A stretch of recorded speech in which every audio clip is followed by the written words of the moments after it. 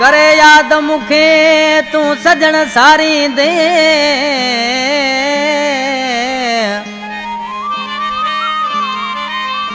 करे याद मुखे तू सजण सारी दे, वो लुड़क पयो हारी दे मरम लंजो चवे अला। उठ खारे जाने का फरमाइशा मनूमल परदेसी उठ मियो लंजो खां सावण पणियार जी फरमाइशा। ये गानो ॿुधायां पियो मारम लंजो उठ मियो लंजो जो वेठल आहे मुंहिंजो पुराणो शाइर पर्सनल शाइर अता मामन जानी जो दोस्त आहे। अता मामन असांजो पहिरीं प्यारो जानी बा कंपनी में साम्हूं वेठो आहे असांजो दोस्त। ही नंबर कयां पियो वफ़ा इंटरप्राइज़ में आदम कुंबर वटि सिलेक्शन कई आहे मदद कोसो मुंहिंजो पुराणो शाइर।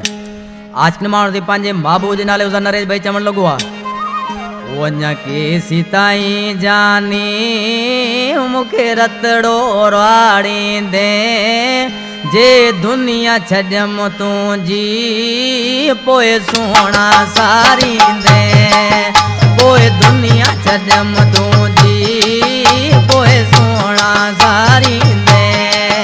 अञा के सीताई जानी मुखे रतड़ो राड़ींदे जे दुनिया छॾम तुंहिंजी पोइ सोना सारींदे, जे दुनिया छॾम तुंहिंजी पोइ सोना सारींदे।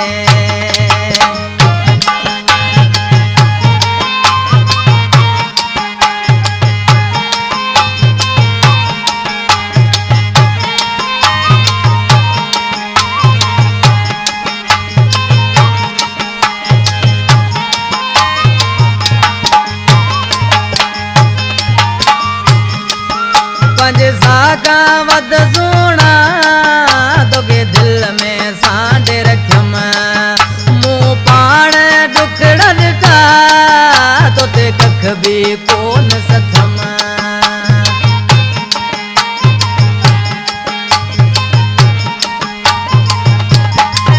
पंज सागा वध सोना तोखे दिल में सांडे रखियम, मूं पाण ॾुकड़ ॾिठा तोते कख बि कोन सथम।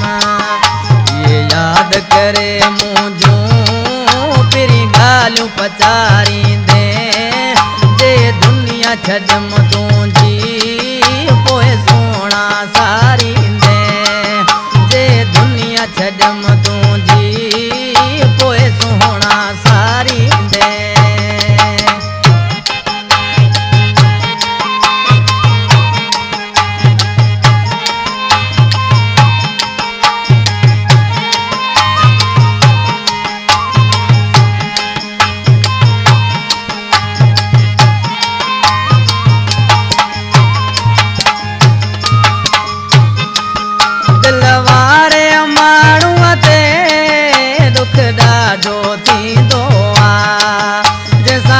खां घणी मोहबत उहो सूर छोड़ींदो आहे।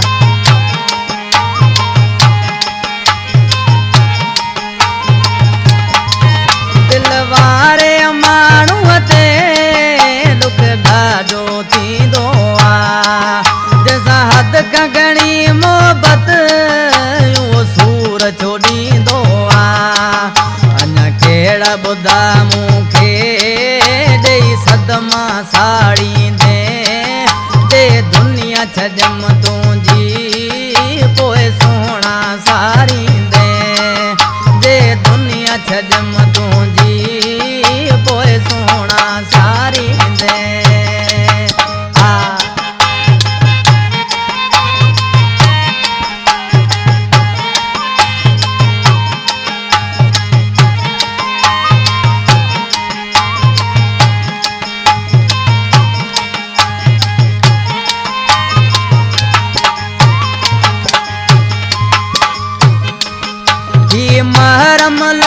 चवे केर तोखे समझाए तो सुहिणे माण्हूअ जो मूंखे दर्द वॾो आहे